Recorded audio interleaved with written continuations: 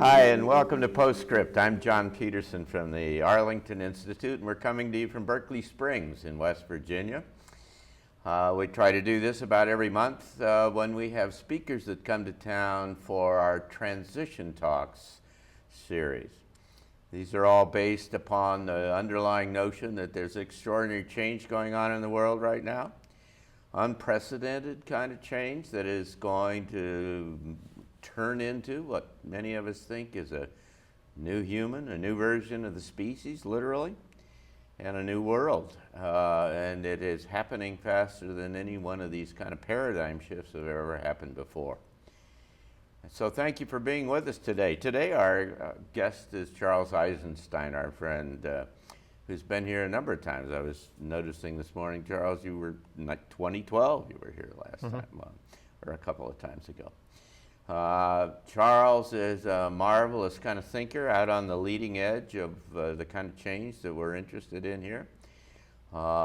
He thinks about it in deep kind of not only philosophical but economic and sociological and other kind of terms and in integrated terms. There aren't very many big thinkers who think in kind of fully integral kind of terms that consider everything. And Charles is one of those. He's written a number of marvelous pathfinding books, and we're happy to have you with us today. Hey, John. Yeah. So I just, there's something I was reading this morning. There's amazing kind of things that are going on right now that are just unprecedented and apropos of about nothing. I just noticed this morning that somebody announced that they've got a new internet that is quantum based, that they've just done the technology and the research on it, and a quantum based internet that will be impossible for anybody to hack, or it'll be encrypted, and so nobody can find out what it is. And so what it appears that whether it's in cryptocurrencies or blockchain things or any number of stuff is that the organism is almost surfacing the kind of capabilities in very structural, fundamental terms for the emergence of this new world, and it's just really pretty interesting. Yeah, I mean, I have mixed feelings about secrecy. Yeah. You know, I think where we really need to go is toward more transparency, not just in government, but also in personal relationships and in economic relationships. You know, like a few thousand years ago, if you were wealthy, and some people were very wealthy, it was impossible to hide it. Like everyone could see how much land, how many camels or cattle you had, how many servants you had, and along with that wealth came responsibilities. Yeah, sure. You know, you had to play the role of a rich person in a socially responsible way. You know, not that everyone did, but like you couldn't hide your wealth. Yeah. And the whole thing with cryptocurrencies, I have really mixed feelings about it. I mean, on the one hand, if we're living with a tyrannical government, Right. of course we want to hide our wealth from them and hide as much as possible from them and have as much privacy as possible.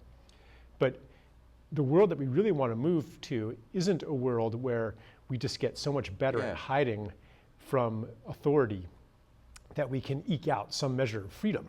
I mean, don't we want to have authority and government reflect the common good? Sure. So how do you get from here to there? I mean, it's a fascinating, I would tend to agree with you. The mechanics are uncertain to me.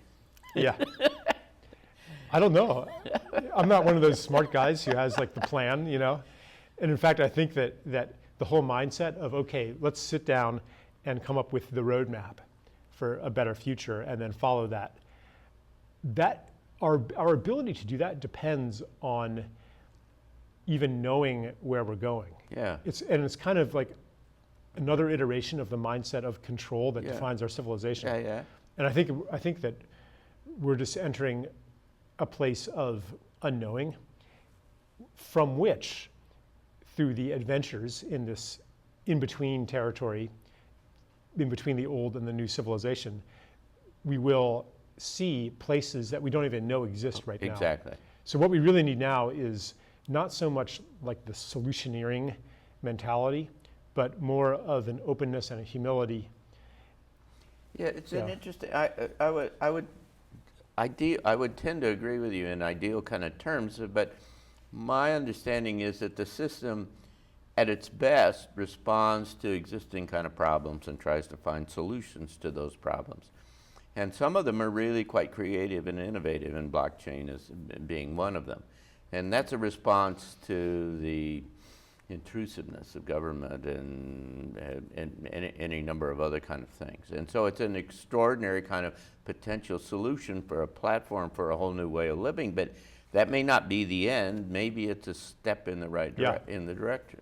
Yeah, I pretty much like anything that's audacious and transgressive. Yeah. You know, just because even if it's a wrong turn, at least that's how you find out what is a wrong turn. Yeah. Yeah. Yeah. But the thing that I always keep in the back of my mind is the possibility of this extraordinary kind of catalytic event that might happen that just drives everything off in another direction. And the most significant one is energy coming out of the sun that starts to change, which some sources say is starting to enable DNA and people to do things in different kind of ways, and one of which, if you believe and understand, you know what some are saying, it goes toward having the kind of transparency you're talking about. Yeah. Cool. Yeah. If you want to take it to that realm, there is an intelligence to this entire process. Yeah.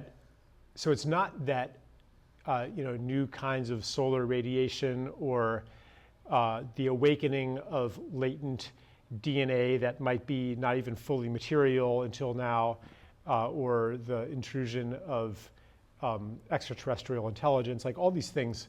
It's not that these are going to come to save us. No. It's that these are part of the maturation of a long-running process. So you could also say that humanity's, by which I mean the dominant civilization, but humanity's completion of this journey that we've been on of separation, of domination, of control, of patriarchy, of capitalism, of all these things, is coming to an end now. Yeah. And we're reaching a point, as it comes to an end, we're reaching a point of helplessness where our modes of solution are incapable of resolving our problems. Right. Like we're really good at designing more and more better and better pesticides. But they, no matter how well we design them, they reach a point of diminishing returns.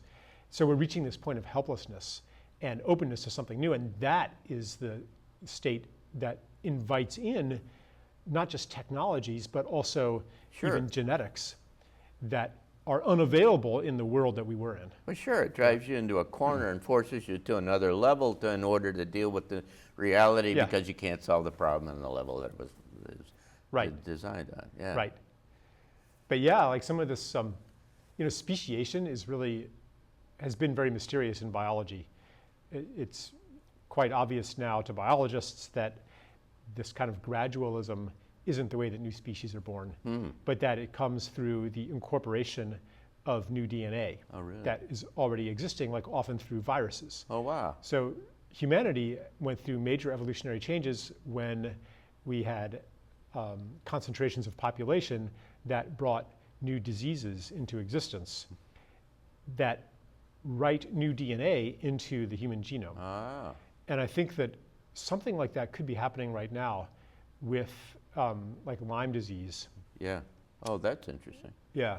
And I mean, who knows what else, but I do think that evolution happens a lot faster than people used to think it does.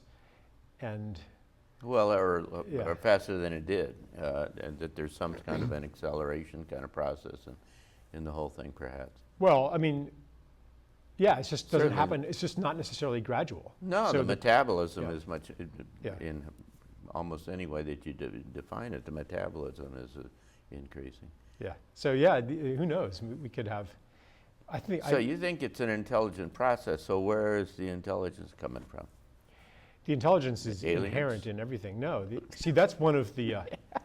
one of the conceits of the The current alien conceit, yeah, right. of the current Okay. mythology is that intelligence is not inherent in matter or inherent in the world, but it's imposed upon it Yeah, yeah, by yeah. something external, Yeah. namely us, Yes, or right. maybe God, Right. you know, or maybe some ETs. But we've kind of robbed the world of its own intelligence, Yeah. its own intelligence, its own move toward order, you know, and that ideology is what has enabled us to destroy nature, because it's just a bunch of stuff. Sure. And so we're coming back. Part of the transition is to rejoin the cosmos Right. and say, yeah, we're not alone here, but everything is alive and intelligent, and So let's the respect planet that. is alive The planet is alive. and- Water is alive. Soil is alive. and playing some kind of a shaping function in terms of this Yeah, it has- emergent new world? Yeah, like the planet has a lifespan. You know, it has an inborn tendency toward order, and entelechy, you could call it. You know, a purpose that wants to manifest. And so instead of saying, well, here's this blank slate, let's impose design onto it, the process becomes, what is the dream of the earth?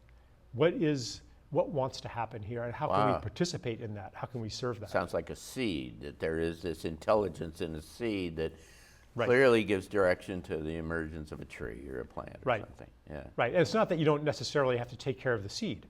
Like, you do have to Yeah. water it, give it good Yeah. conditions. So it's not that we just disengage, Right. but it's that we participate Yeah. instead of dominating. Wow. And there's a lot of, I mean, this isn't just philosophy. Like, if you go into permaculture and regenerative agriculture, biomimicry, like there's all of these fields now that are really taking this seriously and producing results that are impossible. Holistic medicine, Yeah. you know, like what is the, you know, to participate in the process of wholeness. Like, things are possible with this mindset that are impossible through technologies of control. So in practical terms, how does one engage that kind of mindset or that perspective? I mean, you know, you can hear about it and it might strike a chord, or you could have an experience. Sure, an epiphany, yeah. Yeah, or an experience of just like intimate interaction with the material world and the natural world. I mean, can you practice this? Can you open yourself up to it? I mean, do you talk to trees and things? You know, I always feel silly if I am talking to a tree, because there's a big part of my brain, you know, I mean, I was brought up in the 1970s, you know, there's a part of my brain that's like, this is stupid, the tree isn't listening. I know, yeah. Yeah, so I've got this skepticism, and there's also a part of me that, like a childlike part, that really believes that the tree is listening. And then there are whole kind of technologies or languages that people used to use to communicate with the trees. Sure. So maybe we need to relearn those or kind of discover or rediscover them. Yeah. And a lot of it that's not like necessarily this mysterious thing, you know, it's like, I mean, I've been on my brother's farm for a few weeks now.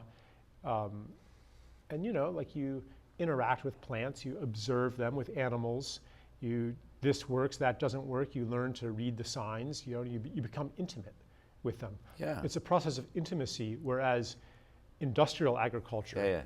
Yeah. It's a mind shift, though, that goes from being kind of passive to active to be intelligent. I mean, when I go out on my place, I talk to the trees. Yeah. Say my cherry tree, hi, how are you this morning, you know, and it's a nice day, you look well, you know, and there's just some kind of a mind, and it does sometimes sound kind of silly, feel kind of silly, but the point is that it's all alive, and it's all integrated, and it's intelligent, right? Right. And that there is, even in these simple kind of stupid ways of just verbalizing hello or something, there's a kind of a way to get into seeing the world in a different way. Yeah, and it's not necessarily the same kind of intelligence or expression of intelligence as human beings have. Yeah. You know, so saying hello, what they hear might be something very different. They might just hear like the vibratory quality of your voice, and the electromagnetic signature that goes along with it. I mean, who knows what their experience is? So intelligence is this kind of universal or archetypal quality that is channeled or expressed through different beings in different ways. But so it's not like, you know, they can necessarily do logic puzzles, although. No, yeah. Yeah. No, but you know, I've had a couple kind of extraordinary experiences that have given me reason to believe that there's another way this works. I mean, I was riding with a friend in Wyoming, going from around to the Tetons. Mm-hmm. And there's a road around the south that goes around the south of the Tetons, and you don't see, you're kind of looking down the end of the range and you don't see it. And you make this turn and suddenly the mountains show up. Mm-hmm. And I'm sitting and riding with this guy around the corner, and I turned the corner and the mountain said, "Hi." I mean, and it was like there was no question at all in my mind that there was, and I didn't know what to do and how to respond to it. And I had a similar kind of response in my office. I had some potted plants that were up on the thing, and I'm walking by them one morning, and they say, "Hi," or more or less. And I don't know how to make that happen, and I have kind of psychic friends who say that they can talk to and engage in so. But in any case, there's some kind of mechanism. There's some kind of an intelligence communication potential in all of this that certainly is the essence of a larger, expanded kind of notion of inclusivity and. Yeah, and I think we have to begin taking those phenomena seriously, instead of kind of exporting them into this spiritual realm and sequestering them away so that they don't have to really impinge on our societies. Yeah, well, it could be I mean, it's science if you knew what it was. I mean, you don't know what it is right now, but I mean, it's not like it's woo-woo. Sounds kind of woo-woo, but Yeah. So what else have you been thinking about? Oh, I'm writing a book it's called Everything Matters, but it's about ecology and climate change and just kind of navigating this really narrow path of critiquing the dominant narrative of climate change without, and there's so many false pathways, it's just a minefield. And I keep going back and forth, like, you know, I'll read some of the critics, some of the skeptics, and I'll be like, oh yeah, you know, there's a really big problem here. And then I'll read the rejoinders of the mainstream people. I'm like, oh yeah, it's definitely a thing. And going back and forth and realizing that I'm scientifically literate. I have a degree in mathematics, right. But I still can't decide based on what is presented to me whether the dominant theory of climate change is true. And if I can't decide, who else can decide? So basically it comes down to. You can look around, there's more ice in the Arctic now than there's. Right, I mean, you can argue it both ways.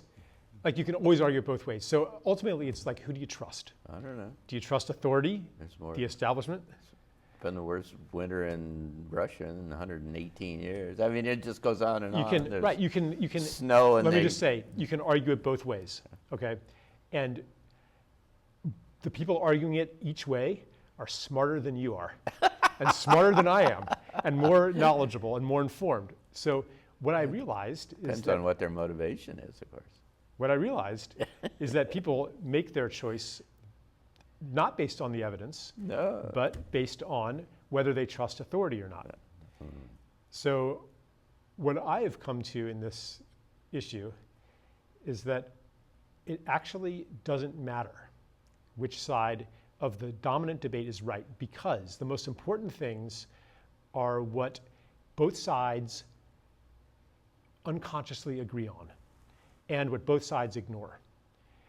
And I'll just give you like kind of where I've come to in this without trying to back it up a whole lot. But basically, we do face a serious climate crisis. Sure. And the cause is the destruction of ecosystems, the clear cutting of forests, the draining of swamps, the decimation of fisheries, the like everything that happens under development, land use changes, and because every single time we do that, we are damaging one of Gaia's organs or tissues that enable it to maintain homeostasis. When you do that, then greenhouse gases, which ordinarily wouldn't be that much of a problem because plants could grow faster.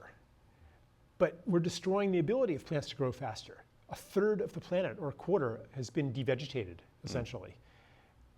Mangrove swamps are like a half, seagrass a half. The total fish population maybe a tenth.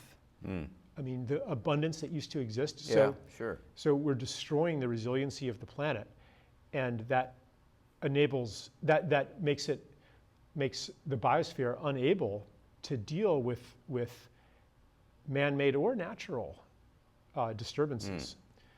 So on the one hand, you could say, yeah, the problem is greenhouse gases, but that's a very superficial problem that's actually easier to solve in the existing system. You just change to a different fuel stock, but it's not as momentous a change as what is required to take care of every beautiful part of our planet. Yeah. So that's kind of the Well, there certainly is a need for a mind shift that sees the world and sees ourselves as in quite different terms, rather than these scarcity and I mean, there's and inclusion and rather than separateness and so on. yeah.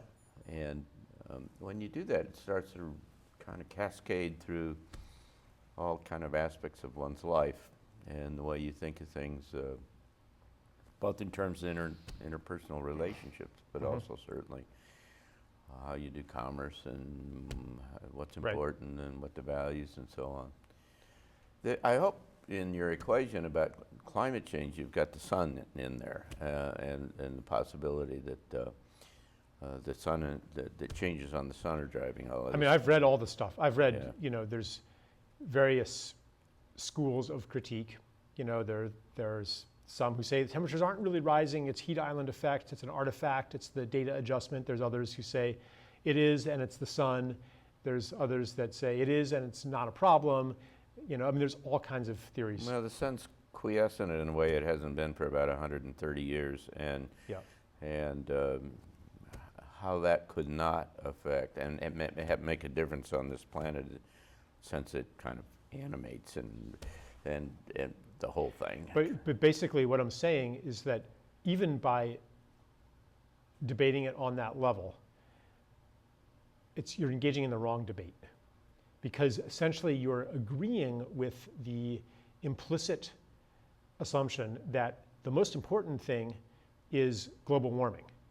So let's talk about that. But well, I don't think so. I think it's going to get but cold. even or whatever. Yeah. But what enables a planet to be resilient? Oh, no, I agree. Yeah. So, and then if you want to frame that in terms of carbon, you can, and talk about the sequestration rate of intact ecosystems, which is a lot bigger. There is such a thing as the carbon cycle. It's one of the planet's homeostatic maintenance processes, and you got to take care of that, and the water cycle and these other cycles. And if you destroy life, then things are going to become deranged. Yeah. It doesn't matter what the sun's doing, what volcanoes are doing, what industry is doing. You could cut emissions to zero, and if you are still destroying landscapes, you are going. Well, there's a even in the spiritual kind of integrate. I mean, to raise it to away from just an exclusive kind of physical thing, I would argue, and we're running out of time here, so you're not going to get much chance to respond. That's all right. But I would argue that that there's an engagement. There's a spiritual, by that I mean at a different dimensional kind of engagement that is part of all this kind of integrated kind of communication system, and that the Earth is very much alive, and that in plants and trees and everything, and that there is not only, if we start to change our mind about how we see all of these things, that in fact then turns into a different kind of perspective and a more kind of sympathetic kind of relationship that then in time kind of takes care of itself. 30 seconds?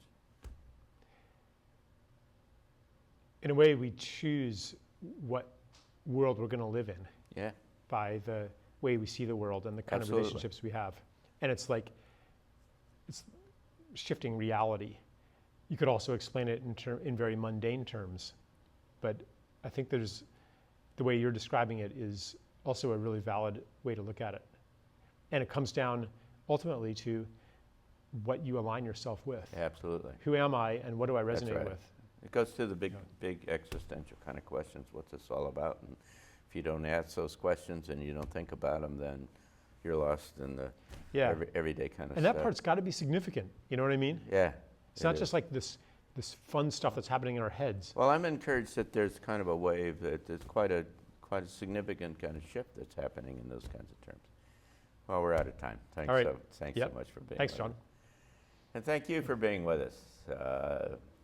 It's fun to have you come and be with us every month or so. We put together these discussions with thoughtful people who come to us from many places in the world, and I hope you'll come back next time. I'm John Petersen. This is Postscript, and we come to you from Berkeley Springs in West Virginia.